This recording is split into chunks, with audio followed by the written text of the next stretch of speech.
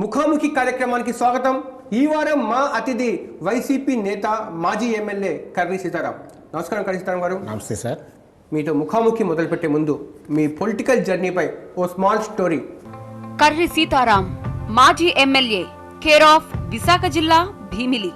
నిన్నటిదాకా వైసీపీ నేత, ప్రస్తుతం తటస్థ నేత. అక్రమాలు, ఆక్రమణలు, ఆరోపణలు కర్రీ సీతారాం చుట్టూ ప్రదక్షిణం చేస్తూ ఉంటాయి. బినామీల పేరుతో అసైన్డ్ భూముల్లో పాగా, రేషన్ కార్డులతో మాయాజాలం.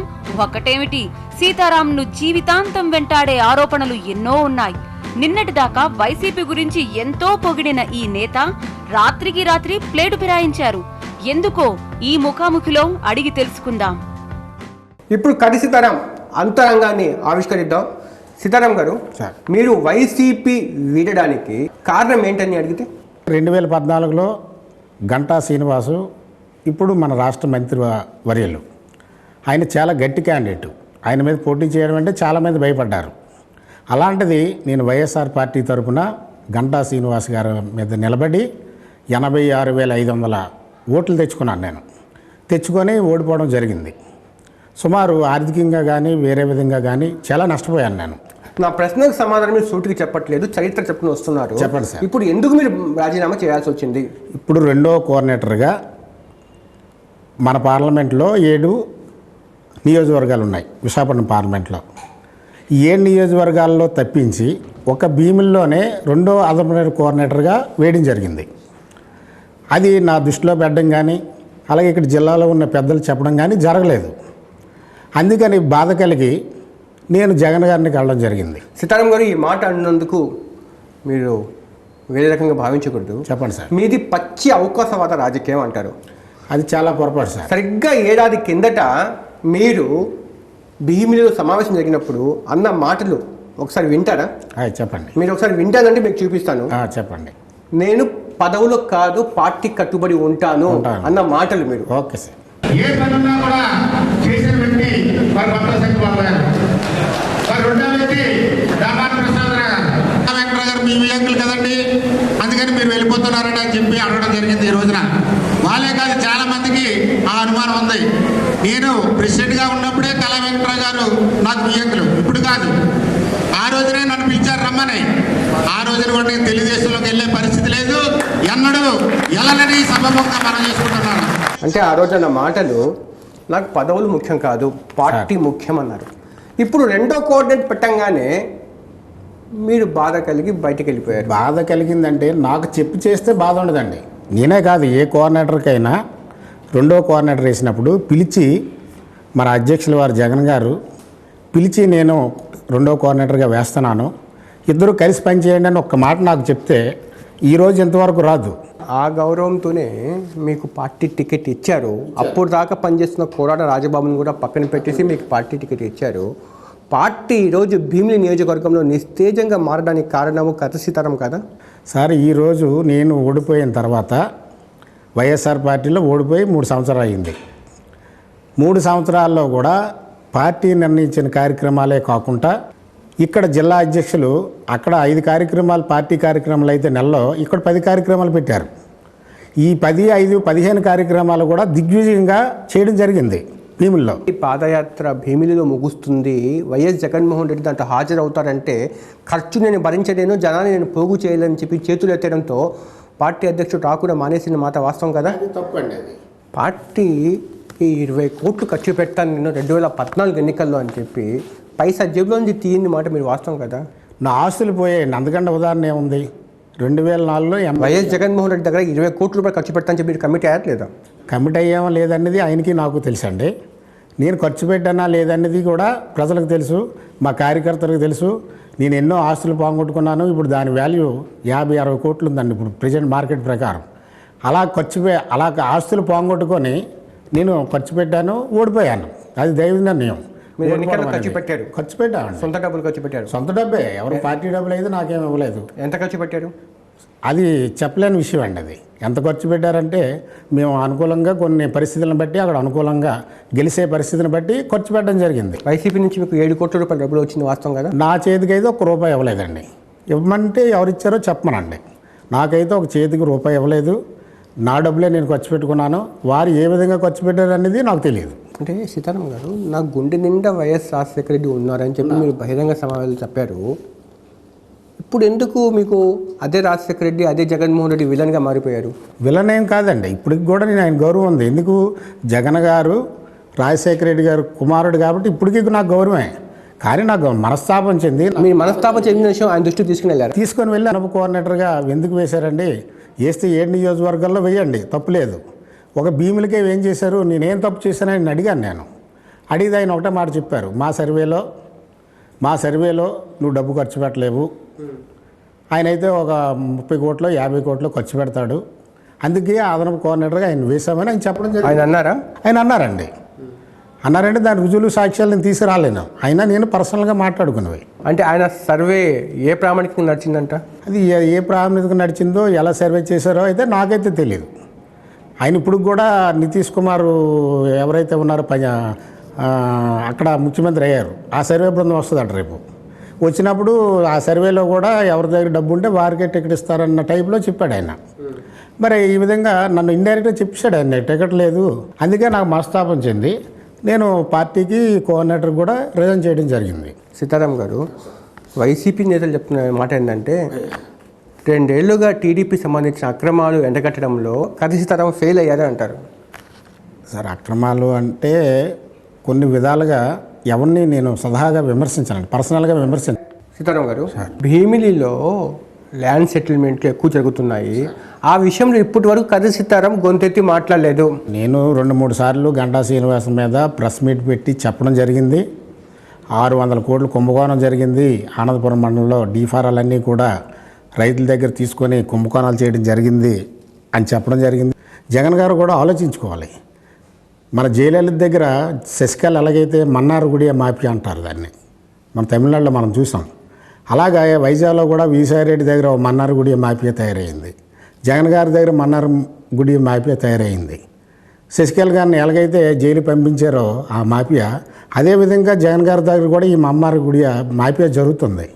ఎందుకంటే ముఖ్యమంత్రి రాజశేఖర రెడ్డి గారి అభిమానస్తులం కాబట్టి ఆ శశికళలాగా జగన్ గారికి కూడా రేపు జరగకూడదనే ఒక ఆలోచనతోనే ఈ రోజుని బాధ కొలిది నేను చెప్తున్నాను మీకు. అలాగా ఈ మన్నారగుడి మాఫీలో పడిపోతే నాలాటోళ్ళు చాలామంది అన్యాయం అయిపోతారు. మన ఎలక్షన్లో చాలామంది డబ్బు ఖర్చు పెట్టి పాడైపోయి ఉన్నారు. ఈ 175 నియోజకవర్గాల్లో ఇన్ఛార్జీలు ఉన్నారు. వాళ్ళందరూ ఆలోచన చేసుకోవాలి. రేపు వాళ్ళు టికెట్ ఇస్తారా లేదని జగన్ గారి దగ్గర తేల్చుకోవాలి. తేల్చుకోకపోతే నాలుగా వాళ్ళు అన్యాయం అయిపోతారు.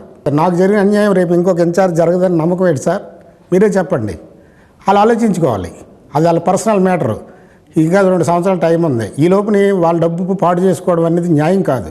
వాళ్ళు ఇప్పటికైనా కళ్ళు తెరిచి నాకు అన్యాయం జరిగిన అన్యాయం వాళ్ళకు కూడా జరగకూడదు. నా తోట సోదరులు వాళ్ళతో కలిసి ఉన్నాను, అన్నదమ్ముల్లాగా మేము కలిసిమెలిసి ఉన్నాం అందరం, ఇన్ఛార్జీలు అందరం కూడా. వాళ్ళకు కూడా అన్యాయం జరగకుండా ఉండాలంటే వాళ్ళు జగన్ గారి దగ్గర తేల్చుకోవాలి. ఏమండి, సీతారామలాగా మాకు అన్యాయం చేస్తారా? డబ్బున్న వాళ్ళకే మీరు టికెట్ ఇస్తారా, మాకు ఇవ్వరా అని చెప్పి వాళ్ళు తేల్చుకోవాల్సిన అవసరం ఇన్ఛార్జీల మీద ఉంది. మీరు ఒకటి ఆలోచించండి సార్, నేను పాడై ఉన్నాను, నాకు చేయూతనివ్వాలి జగన్ గారు. నేను ఆర్థికంగా పాడైపోయానండి. ఆర్థికంగా చాలా లాస్ అయిపోయాను. ఆస్తులు పోయాయి. దీనివల్ల నా వ్యాపారం పాడైపోయింది. వ్యాపారం అయితే ఈరోజు చేసుకోలేదండి. 2004 నుంచి ఈ రోజుకి కూడా అన్ని అమ్మకాలే, కానీ ఒక గజం జాగా కొనుక్కోలేదండి నేను. కావాలంటే మీరు నెట్లో చూడండి, నా పేరుని కానీ, మా ఆవిడ పేరుని కానీ, మా అబ్బాయి పేరుని కానీ, మా పిల్లల పేరుని కానీ గజం జాగా ఉంటే మీ TV9 ఆఫీస్లో నేను ఉరేసుకుంటానండి. ఒక గజ సంపాదన లేకుండా నిజాయితీగా రాజకీయం చేసుకొని నిజాయితీగా బ్రతికాను నేను. నా బ్రతికిన దానికి నా నిజాయితీని జగన్ గారు గుర్తించలేదు. రాజశేఖర టైంలో ఎంతోమంది డబ్బు సంపాదించుకున్నారు. నేను ₹1 సంపాదించుకోలేదు, గజం జాగా కొనలేదు. మానసికంగా కూడా కొంచెం దెబ్బతిన్నారు. బాగా దెబ్బతిన్నాను సార్. మానసికంగా దెబ్బతిన్నాను, మా ఫ్యామిలీ పరంగా దెబ్బతిన్నాను, మా పిల్లల వల్ల దెబ్బతిన్నాను. అయినా నేను తట్టుకొని నిలబడ్డాను సార్. పార్టీకి ఏమి అన్యాయం చేయలేదు. పార్టీ కష్టపడి తిరిగాను నేను. నా కుటుంబంలో ఎన్ని బాధలున్నా మనసులో పెట్టుకో.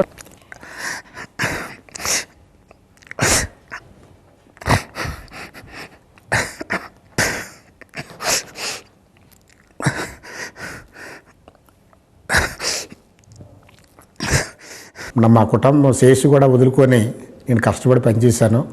కానీ ఈవేళ నాకు బాధ కలిగి ఈరోజు నేను రాజీనామా చేశాను. నేను మీరు ఎమోషనల్ అయిపోతున్నారు, కొంచెం కళ్ళు తుడుచుకోండి. అంటే ఏంటి మీ ఫెయిల్యూర్కి కారణం ఏంటి అసలు? నా అమాయకత్వం సార్. నాకు అమాయకత్వం, నాకు అసలు రాజకీయం తెలియదండి. నా నియోజకవర్గ వరకే నేను పరిమితం అయ్యాను. కళ్ళు తుడుచుకోండి, ఏడవకండి. రాజకీయాలు ఇవన్నీ సహజం కదా, ఎత్తుపల్లాలు ఇవన్నీ సహజమే సార్, ఎందుకంటే నేను పాడైపోయి ఉన్నాను. మీరు అప్పుడే అధైర్యపడిపోతే ఎలాగా? అధైర్యం పడడం కాదు సార్, నాకు ఎంతో నమ్మకంతో జగన్ గారిని నమ్మి ఉన్నాను. నేను నా ప్రాణాలు ఇవ్వడానికి కూడా సిద్ధపడ్డాను. మీకు జగన్ దగ్గరికి వెళ్ళారు కదా, ఈ సమస్యలను చెప్పలేదా మీరు అప్పుడు? చెప్పానండి. చెప్తే ఆయన అంతా మైండ్ అంతా కూడా నా దగ్గర ఏదో డబ్బు లేదు, ఆయన దగ్గర డబ్బు ఉందని మైండ్లో ఉన్నాడు తప్పించి నా బాధ ఆలకించే మైండ్లో ఆయన లేడు సార్. అది పరిస్థితి ఏంటంటే అదేదో ఇక్కడేదో జరిగింది, ఇక్కడేదో నువ్వేమి ఇక్కడ మాట్లాడావు కానీ ఇంకెక్కడ మాట్లాడకు, ఇలా ఈ టైప్లో మాట్లాడి తప్పించి నన్ను ఓదార్చే మాటలు మాట్లాడితే ఈరోజు ఈ సిచ్యువేషన్ రాదు సార్. ఇది నన్ను ఏమాత్రం ఓదార్చలేదు, నన్ను ఇంకా బాధ పెట్టారు. కాబట్టి నేను యాక్చువల్గా అయితే కోఆర్డినేటర్గా రిజైన్ చేద్దామని వెళ్ళాను. నేను ఇంకా బాధ పెట్టారు కాబట్టి నేనేమో పార్టీ కోఆర్డినేటర్గా పార్టీకి కూడా రిజైన్ చేసేసాను సార్. మీరు బాధల్లో ఉన్నారు, మరి నేను కొన్ని ప్రశ్నలు మేము దాని ఆరోపణలు వేయండి సార్, మళ్ళీ చెప్పి మిమ్మల్ని బాధ పెట్టడం అయ్యా చెప్పొచ్చా? అడగండి సార్, ఎందుకంటే నాకు తెలిసిన విషయాలు ఉంటే చెప్తాను, లేకపోతే కాదని చెప్పగలను సార్. ఎందుకంటే నేను చాలా బాధతో ఉన్నాను. నేను ఇప్పుడు మీరు ఎమ్మెల్యేగా ఉన్నప్పుడు భీమిలిలో కాంగ్రెస్ పార్టీ కార్యాలయము మినీ బార్లా తయారైంది. కాంగ్రెస్ పార్టీ కార్యకర్తలు నాయకులు అక్కడే తాగేవాళ్ళు, అక్కడే తందనాలు వేసేవాళ్ళు. అది మీ ఫెయిల్యూర్ కింద రాదా? నాకైతే తెలియదు సార్. మీరు అన్నది నేను కార్యాలయము వారానికి ఒకసారి 2 రోజుల్లో వెళ్ళేవాడిని. తర్వాత కార్యకర్తలు ఆ ముఖ్యమైన నాయకులు కూర్చుండేవారు. అక్కడ ఏమి జరిగేది అనేది కూడా ఇప్పుడు మీరు చెప్తేనే నాకు తెలుస్తుంది. ఇప్పుడు వరకు అయితే నాకైతే నా దృష్టికి అయితే ఆ విధంగా జరిగిందని ఇప్పుడుకైతే రాలేదు. వస్తే నేను కంట్రోల్ చేసేవాడిని. భీమిలి నియోజకవర్గంలో పిల్లల మెట్ట హౌసింగ్ స్కామ్లో ఎన్ని కోట్లు నొక్కేశారని అడిగితే సార్, అది బిల్లల మెట్ట హౌసింగ్ వాళ్ళదనేది పాలసీ, రాజశేఖర రెడ్డి గారు ముఖ్యమంత్రి గారు పాలసీ. ఏంటి, బయట వాళ్ళకు కమిషన్ పద్ధతిలో అమ్మడం పాలసీ కాదండి. స్థానికేతరులు, స్థానికంగా వాళ్ళ ఓటర్ కార్డు కూడా లేదు, పక్క రాష్ట్రాల వాళ్లకు హౌసింగ్ ఇల్లు కట్టబెట్టడం అనేది పాలసీ అంటారా? అంటే రాజశేఖర రెడ్డి గారు 60 గజాలు పేదవాడికి ఇవ్వాలి, ఒక ఇందిరా మిల్లు ఇవ్వాలని పాలసీ అండి. ఆ పాలసీ మ్యాటర్ ప్రకారం ఇది నేనేదో లేవటేసి చేసింది కాదండి. అక్కడ ఒక ఎంఆర్ఓ ఉంటాడు, ఆర్డీఓ ఉంటాడు, కలెక్టర్ గారి పర్మిషన్ ఉంటుంది. దాని మీద ఎప్పుడైతే ఇలా మీరు చెప్పినట్టు గొడవ అయింది, ఏవో డబ్బులు తీసుకున్నారని, నేను ఎమ్మెల్యేగా ఉన్నప్పుడే నా మీద ఎంక్వైరీ చేయించారు. మంత్రి కొంతాల రామకృష్ణ గారు, బొత్స సత్యబాబు గారు, హౌసింగ్ మంత్రి గారు, వాళ్ళంతా కూడా ఎంక్వైరీ చేసి ఇందులో లబ్ధిదారులు ఉన్నారా లేదా అని చెప్పి కొనసాగింది. కర్రి సీతారాం గారు, ఆ సమయంలో మీరు అధికార పార్టీ ఎమ్మెల్యే, అధికారంలో మీ పార్టీ ఉంది, మీ పార్టీ వేసే కమిటీకి మీకు వ్యతిరేకంగా రిపోర్ట్ ఇచ్చే దమ్ము ఉందా? ఇచ్చారండి. వ్యతిరేకంగా ఇవ్వడానికి అందులో లబ్ధిదారులంతా అసలైన లబ్ధిదారులు. నా తర్వాత వదిలేయండి, నా తర్వాత 4 సంవత్సరాలు పురంధేశ్వరి గారు, మంత్రి బొత్స సత్యబాబు గారు కూడా 4 సంవత్సరాల వరకు అది ఏమి తేల్చలేదు. 4 సంవత్సరాల తర్వాత క్షుణ్ణంగా పరిశీలించి ఎంక్వైరీ చేసి అసలైన లబ్ధిదారులు ఉన్నారని ఎమ్మెల్యే లేనప్పుడు మళ్ళీ అలర్ట్ చేశారు. అనంతపురం మండలం ఉచ్చర్ల గ్రామంలో మీరు ప్రభుత్వ భూమిని నొక్కేశారు అని అంటారు. మేము యాక్చువల్గా మేము జీడిపిక్కల వ్యాపారం చేస్తాం సార్. పత్రికల్లో కూడా ఆ వార్తలు వచ్చాయి సార్, వచ్చాయి, దానికి ఒప్పుకుంటాను. మీరు కొన్నది 30 ఎకరాలు, ప్రభుత్వ భూమి నొక్కేసింది 12 ఎకరాలు అంటారు. అక్కడ ఉన్నది 30 ఎకరాలే సార్. యాక్చువల్గా మేము కొన్నది పలసాయాన్ని కొనుక్కున్నాం సార్. మేము వ్యాపారం చేస్తాం, జీడిపిక్కల వ్యాపారం చేస్తాం. జీడి తోటలు అవి కూడా మా రైతులకి మేము పలసాయం కొనిపెడుతుంటాం. అలాగా 30 సంవత్సరాలకి 40 సంవత్సరాలకి ఒక తోట కొని అగ్రిమెంట్ రాసుకొని ఆ తోట వేరే వ్యక్తులు వేరుకోమని ఇస్తుంటాం. అలాగే కొనుక్కున్న భూములు అది భూమి కానీ నేను ఏదో ఆక్రమించుకున్నది కాదు, నొక్కేసింది కాదు. కావాలంటే మీరు రికార్డులు వెరిఫికేషన్ చేయండి. ఏమాత్రం నా పేరునున్నా మా పిల్లల పేరునున్నా నేను గవర్నమెంట్కి అప్పచెప్పడానికి రెడీగా ఉన్నాను. తెలివిగా మన పేర్లు పెట్టుకుంటామండి, బినామీలుగా ఎవరో సంబంధం లేని వ్యక్తులు పెట్టుకుంటాం మనం. అయ్యా, ఆస్తులు ఎవరి పేరుని బినామీలు ఈ పూర్వం రోజులు కాదు. బినామీల పేర్లు పెట్టుకోవాల్సిన అవసరం నాకు లేదు. డబ్బు పెట్టి కొనుక్కునేది బినామీల పేర్లు పెట్టుకోవాలని పని లేదు. సీతారాం గారు, మీ ఇలవేల్పు సింహాద్రి అప్పన్న అని చెప్పి మీరు ఆరాధిస్తారు, కానీ సింహాద్రి అప్పన్నకే మీరు చట్టకోపం పెట్టారు. లేదు సార్, సింహాద్రి అప్పన్న ఆస్తుల్ని కూడా మీరు కాజేశారు. నాకు ఆధారాలు ఉన్నాయి. ఉండొచ్చు సార్, మీ దగ్గర ఆధారాలు ఉన్నాయి, నిరూపించండి. సింహాచలం భూముల్లో మీ కబ్జాలో ఎన్ని ఎకరాలు ఉన్నాయి? కబ్జా కాదు సార్, అది మా పూర్వం నుంచి మా పూర్వీకుల నుంచి వస్తున్న భూములు అవి. నా ఒక్కడ ప్రాబ్లం కాదు ఇది. సుమారు 5 గ్రామాల నుంచి సింహాచలం భూస్వామ్స్ ఉంది. 5 గ్రామాల్లో జీడి తోటలు ఉన్నాయి, పలసాయం భూములు ఉన్నాయి, ఖాళీ ల్యాండ్ ఉంది. ఇవన్నీ కూడా మీ సింహాచలం దేవస్థానానికి శిస్తులు కడుతున్నాం మా తాతండ్రుల నుంచి. అలాగే అనుభవిస్తాం. రేపు సింహాచలం బాధితులకి 5 గ్రామాల బాధితులు ఉన్నారు, కొన్ని వేల మంది ఉన్నారు. వాళ్ళందరి దగ్గర భూములు తీసుకుంటే నాయి పోతాయి. లేదు అందరికీ న్యాయం జరిగి డబ్బు కట్టమంటే డబ్బు కట్టడానికి మేము సిద్ధంగా ఉన్నాం. అందులో బాధితుడు నేను ఒక్కనే, కానీ నేను ఒక్కరిని సింహాచలం భూమి అక్రమదారులను అయితే కాదు. ఈ కొత్తగా నేను ఎమ్మెల్యే అయిన తర్వాత చాలా మంది కబ్జాదారుల్లో మీరు కూడా కబ్జాదారు అంటారు. లేదు సార్, ఇది చిన్న మోస్తరు కబ్జాదారులు అంటారు. ఏమీ లేదు సార్, అదంతా కూడా మేము పూర్వీకుల నుంచి మాకు వస్తున్న సక్రమిస్తున్న ఆస్తి ఇది. 2009లో మీకు ఎమ్మెల్యే టికెట్ ఇవ్వకపోవడానికి అంగన్వాడీ పోస్టులు మీరు అమ్ముకున్నారు, మన రేషన్ డిపో పోస్టులు కూడా మీరు అమ్ముకున్నారు, ఆ డిపోలు కూడా మీకు ఇష్టం వచ్చిన వాళ్ళకి ఇచ్చారు అన్నది ఒక ఆరోపణ ఉంది. నేను అమ్ముకుంటే ఈరోజు బాగుపడుతుంది సార్. నేను అమ్ముకుంటే నా ఆస్తులు ఇప్పుడు అమ్ముకోవాల్సిన పని లేదు. నేనేంటంటే కష్టపడిన కార్యకర్తలకి ఎవరైతే భేదవాళ్ళు ఉన్నారో వారికి అందరికీ కూడా న్యాయపరంగా వచ్చేయండి. వాళ్ళకి ఇంటర్వ్యూలు చేశారు. నేనేది ఇచ్చేయడానికి నా చేతిలో లేవు డిపోలు, అంగన్వాడీ నా చేతిలో లేదు, ఆఫీసర్స్ ఇస్తారు. వాళ్ళు ఇంటర్వ్యూలు చేసి అర్హులైన వారికి ఇవ్వడం జరిగింది. అంతేగాని నాకైతే డైరెక్ట్గా నేను పోస్ట్ చేసి రైట్లు నాకు ఉందని నేనైతే అనుకోవట్లేదు. మరి 2014 ఎలక్షన్ అఫిడవిట్లో మీ మీద నమోదైన పోలీస్ కేసులకు సంబంధించి తప్పుడు సమాచారం ఇచ్చారు ఎలక్షన్ కమిషన్కి అని చెప్పి మీ మీద కేసు కూడా నమోదైంది కదా. అది 2014 అండి. అది తప్పుడు సమాచారం. 600 గజాలండి. అది 600 గజాలు వేరే వాళ్ళకి మాకు కోర్టు డిస్ప్యూట్ ఉంది. వేరే వాళ్ళకి ఏం చేశారంటే అమ్మినవాడు ఇద్దరికి రిజిస్ట్రేషన్ చేశాడు 600 గజాలని. దాన్ని కోర్టులో వివాదం ఉంది కాబట్టి అది ఎవరిదనేది తేలలేదు, ఆల్దా మాదనేది. భీముల వల్ల మా లాయర్ గారు ఆ సబ్జెక్ట్ 600 గజాలు పెట్టలేదు. అది 600 ఎకరాలు కాదు, అది 600 గజాలు. అది 600 గజాలు అంతే ఈ రోజుల్లో. ఆ సమాచారం మీరు పొందుపరచలేదు? పొందుపరచలేదని కోర్టులో ఉంది సార్ ఆ మ్యాటర్. దానివల్ల మేము పొందుపరచలేదు. అది మాదే వాళ్ళదని డిసైడ్ అవ్వలేదు. సీతారాం గారు, మీరు సీనియర్ పొలిటీషియన్ కూడా కాబట్టి నాకు ఒక ప్రశ్న ఇస్తున్నాను. రేపు 2019 ఎన్నికల్లో పవన్ కళ్యాణ్ జనసేన నుంచి రంగంలోకి ఉంటే ఏ పార్టీకి నష్టం అంటారు? ఎవరు అధికారంలోకి వచ్చే అవకాశాలు ఉన్నాయి? సార్ ఇప్పుడు నేను అయితే బాధలో ఉన్నాను. పొలిటికల్ని ఇది నాకైతే పెద్ద అవగాహన లేదు. రేపు పార్టీ పెడితే చిరంజీవి గారు కూడా పార్టీ పెట్టారు. ఆయన కూడా ఎన్నికల్లో నిలబడ్డారు, ఒక దగ్గర గెలిచారు, ఒక దగ్గర ఓడిపోయారు. అలాగే చాలామంది అభిమానులు ఉన్నారు ఆయనకి. అలాగే పవన్ కళ్యాణ్కి అభిమానులు ఉన్నారు. ఆయన పార్టీ పెడితే ఎవరికి నష్టం అనేది ఇప్పుడు చెప్పలేము సార్. అది 2 years తర్వాత ఎలక్షన్ జరుగుతుంది. ఎలక్షన్ అప్పుడు మనం చెప్పగలం, కానీ ముందుగా ఆయన పార్టీ పెడితే ఎవరికి నష్టం అనేది నేనైతే చెప్పలేను సార్. మీరు ఏదైనా జనసేనలో కచ్చిపేసి వచ్చారా? ఏం లేదు సార్. నేనైతే ఇప్పటికైతే ఏ పార్టీతో మాట్లాడలేదు, చేయలేదు. ఈరోజు కూడా జగన్ గారు నన్ను ఓదార్స్తే ఆ పార్టీలోనే నేను కంటిన్యూ అవుదాం అనుకున్నాను, కానీ నన్ను ఓదార్చలేదు కాబట్టి పైకి వచ్చాను. ఇప్పుడైతే ఏ నిర్ణయం నేను తీసుకోలేదు. మీరు అధికారంలో ఉంటే, మీరు ఎమ్మెల్యేగా ఉన్నప్పుడు మీ ఇంటి వాళ్ళే మొత్తం పెత్తనం చెలాయిస్తారు, కర్రి సీతారాంది ఏమీ లేదు అంటారు. మా ఇంటి వాళ్ళు ఎవరో లేదు సార్. నేను, నా భార్య, ఒక కొడుకు, 2 కూతుళ్ళు పెళ్ళి వెళ్ళిపోయారు. మా అబ్బాయి మాకు అందుబాటులో లేడు. ఆయన డాక్టరు, ఆయన వ్యాపారం ఆయన్ని చేసుకుంటాడు. నేను మా మిస్సెస్ వచ్చిన కార్యకర్తలకి కాఫీయో టీయో ఇవ్వడం చేయడం తప్పించి వేరే పొలిటికల్గా ఇన్వాల్వ్ అవ్వరు. ఈ దేంట్లోని కూడా వాళ్ళ రికమెండేషన్లు కానీ వేరే వాళ్ళు చెప్పడం కానీ అటువంటిది ఏమి లేదు సార్. అవన్నీ కూడా నా మీద పడలేని వ్యక్తులు ఆరోపించిన ఆరోపణలు సార్ అవి. చివరి ప్రశ్న, ఈ ప్రోగ్రాం చూస్తున్న వ్యక్తుల్లో వైసీపీ నేతలు ఉండొచ్చు, జగన్మోహన్ రెడ్డి కూడా ఉండొచ్చు. ఒకవేళ జగన్మోహన్ రెడ్డి ఈ ప్రోగ్రాం చూస్తే మీరు ఏం చెప్పదలుచుకున్నారు? మా కెమెరాలు చూసి చెప్పండి. జగన్మోహన్ రెడ్డి గారికి నమస్కారం చేస్తున్నాను సార్. ఆయన ఒకటే నా మనవి, ఎందుకంటే రాజశేఖర రెడ్డి గారు అంటే అభిమానం, ఆయన కొడుకుగా ఆయన అంటే అభిమానం. ఇప్పుడు ఎవరైతే సమన్వయకర్తలు ఉన్నారో 175 నియోజకవర్గాల్లో నాలాగా వారికి అన్యాయం చేయకుండా, ఎందుకంటే 2014లో అందరూ లాస్ అయిపోయి ఉన్నారు, ఆస్తులు పోయి ఉన్నారు. నాలాగా వారికి అన్యాయం చేయకుండా, ఎందుకంటే ఆ నాన్నగారి మీద అభిమానం కొలితే నేను చెప్తున్నాను సార్. జగన్ గారికి ఒకటే నా మనవి, నాలాగా అన్యాయం చేయకుండా వారందరికీ కూడా న్యాయం చేయండి.